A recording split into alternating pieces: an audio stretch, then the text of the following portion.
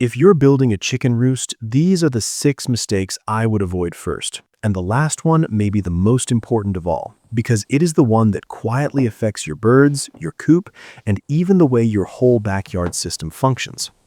After years of testing small coop setups and learning what actually works in daily life, I've come to see that a roost is never just a bar on the wall. It is where a prey animal decides whether it feels safe enough to rest. And that matters more than most people realize. In one study, more than 90% of hens moved onto perches within 10 minutes after lights went out. That tells you something deep and simple. Roosting is not a luxury for a chicken. It is one of the ways they settle their nervous system and feel protected for the night. So today, I want to walk through 6 common roost mistakes that can lead to stress, sore feet, dirty nests, hard landings, and a coop that is much harder to keep healthy than it needs to be. When we keep chickens at home, we sometimes focus on feed, water, nesting boxes, and fencing first. Those things all matter, of course, but the place your birds sleep has a quiet influence over everything else. A good roost helps chickens feel secure. It keeps them up out of damp litter, it can protect their feet in winter, reduce mess in the nesting boxes, and make the coop easier to clean. And when birds settle well at night, the whole flock often seems calmer the next day. Here at Family Yard Kitchen, we're always looking for simple systems that support the whole loop: chickens, compost, garden, and kitchen. And a good roost is one of those small things that ends up touching every part of that circle. So let's start with mistake number 1. The first mistake is choosing a material that looks convenient but does not serve the bird well over time. I've seen people use plastic, metal, and wood. Out of those 3, wood is still the one I trust most for a backyard coop. Plastic may seem easy, it is affordable, it is easy to cut, it can look neat and simple when you first build it. But plastic can be slippery under chicken feet, especially once there is dust or moisture in the coop. Over time, some plastics also become brittle, and brittle materials have a way of turning into rough edges and little sharp places you do not want under a hen's foot. Wood has a different problem. In colder weather, it pulls the chill right into the feet. If you live where winter has real bite to it, that matters. Cold metal can increase the risk of frostbite, and even when it does not go that far, it is simply not a gentle place for a bird to settle all night long. Wood is warmer. It has a kinder feel to it. It is easier to shape, easier to sand, and easier on joints and skin. A smooth tree branch can work beautifully. A piece of lumber can too. Just take the time to sand rough areas, remove splinters, and smooth away any hard knots that might press into the foot. Sometimes the best roost starts with something as ordinary as a branch that fell in a windstorm, but even good wood can still create trouble if the shape is wrong. This is one that many people overlook. They think chickens want to grip a perch like a wild bird gripping a twig, but backyard hens usually rest better on a wider, gentler surface. If the perch is too narrow, their toes wrap too far around it. In cold weather, that can leave the toes more exposed, instead of tucked safely under the body. A wider perch lets the bird settle more flat-footed, fluff down over her feet, and rest in a much more natural way. That is why a roost at least 2 inches wide works better than a skinny bar. And for many hens, especially standard and larger birds, a 2x4 turned on the wide side can be even better. It gives them a stable place to stand without forcing the foot into a tight curl all night long. The same goes for sharp angles.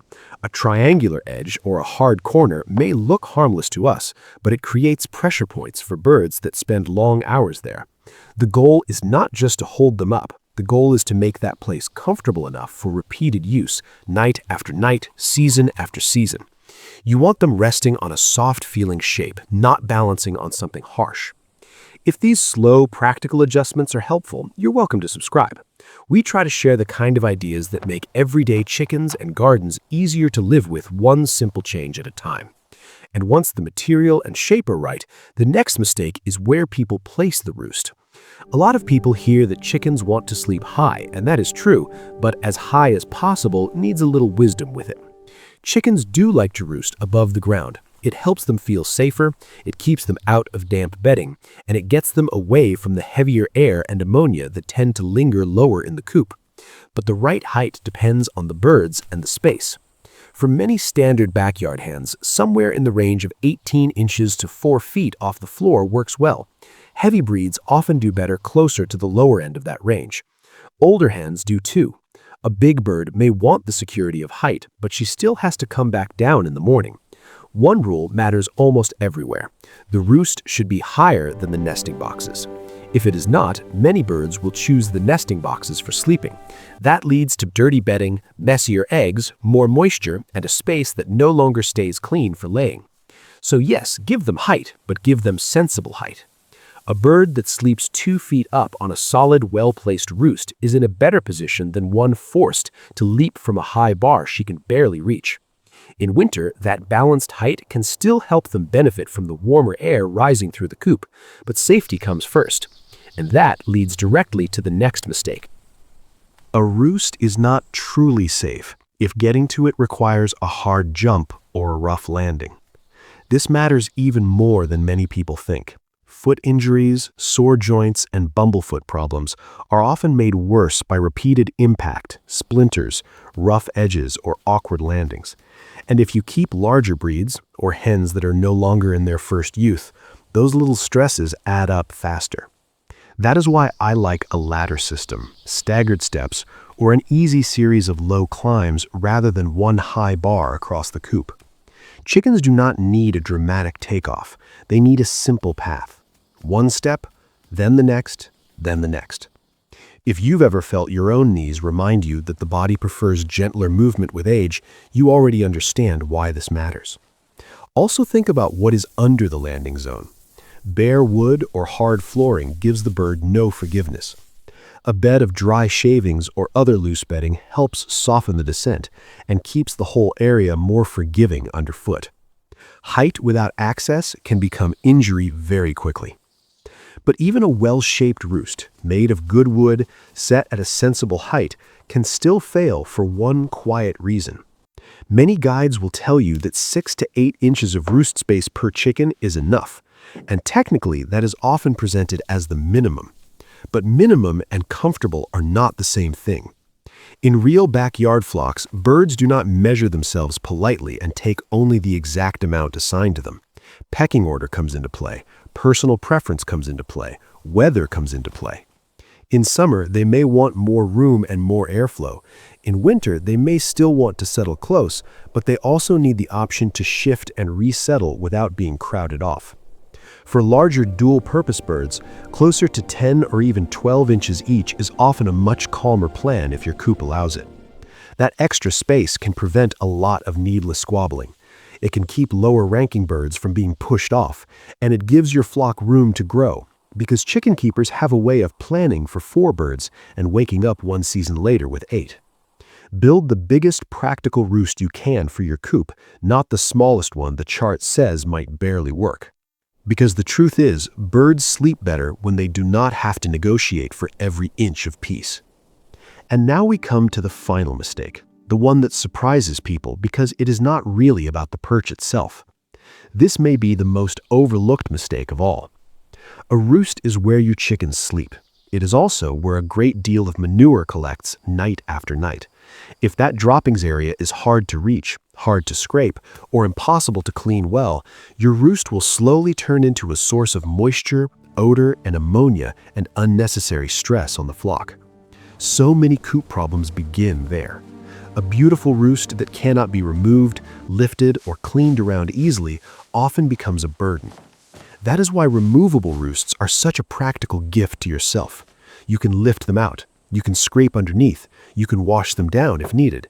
And if you ever deal with mites, damp buildup, or a deep seasonal clean, you are not fighting the structure every step of the way. A simple droppings board under the main roost can help too. Scrape it daily or a few times a week, and the bedding below stays drier, the air stays cleaner, and the coop becomes much easier on your back and knees. This is also where the garden connection begins to show itself. Carbon-rich bedding under the roost can absorb moisture and start that early composting process. Then, handled properly and moved to a true compost system, what falls from the roost can eventually become part of what feeds the garden.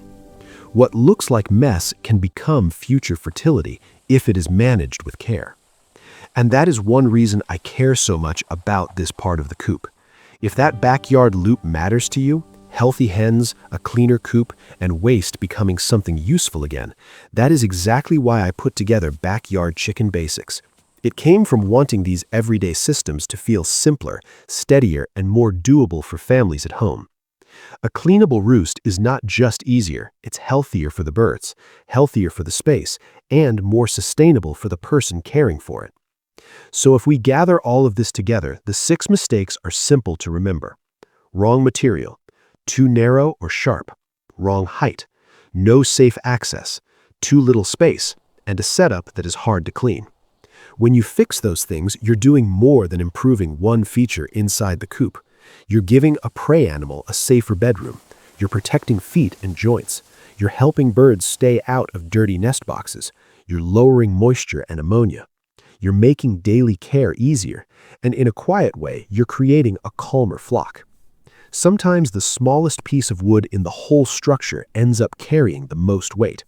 So if your coop has been feeling a little harder to manage than it should, this is a good place to begin. Improve the place they sleep, and a lot of other things tend to settle with it. And if you'd like more steady, practical ideas like this, you're welcome to subscribe and join us here. We'll keep building simple systems that support healthier birds, better gardens, and a more resilient home life, one small habit at a time. And when this video ends, the next one on your screen is Natural Chicken Health, which herbs actually work and how to use them. That is a good next step, because once your birds are sleeping well and living in a calmer, cleaner space, then natural supports can actually do what they are meant to do. Not cover up stress, but support a healthy bird on a strong foundation. So whenever you're ready, I'll meet you there.